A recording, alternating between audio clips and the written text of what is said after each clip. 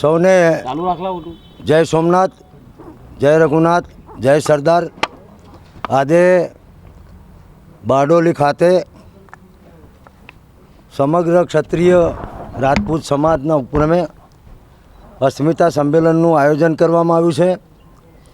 એ સંમેલનમાં જતાં પહેલાં અમે સંકલન સમિતિ અને બારડોલી અને દક્ષિણ ગુજરાતના તમામ આગેવાનો અહીંયા સરદાર સાહેબની કર્મભૂમિના અમે અહીં આવી અને સરદાર સાહેબને શ્રદ્ધાસુમન અર્પણ કર્યા, એમને વંદન કર્યું અને એમના જીવન અને કવન, એમનું ચરિત્ર, એમનું આ દેશ માટેનું યોગદાન ને અમે યાદ કર્યું.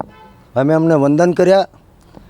અમે અમારી જાતને ધન્યતા અનુભવીએ છીએ. અમે ધન્ય થયા છીએ આજે કે ભારત દેશમાં પણ સરદાર સાહેબનું જે યોગદાન છે એ યોગદાનને આ દેશનો એક એક નાગરિક એ યાદ કરે છે.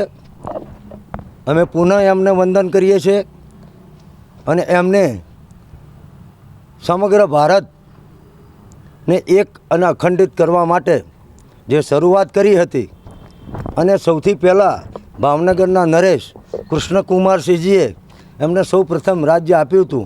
એટલે આ પ્રસંગે અમે આ બંને મહાનુભાવોને વંદન કરી અને આ દેશ ઉપરના એમના જે ઉપકારો છે એનો અમે ઋણ સ્વીકાર કરીએ છીએ, એમને વંદન કરીએ છીએ. ધન્યવાદ.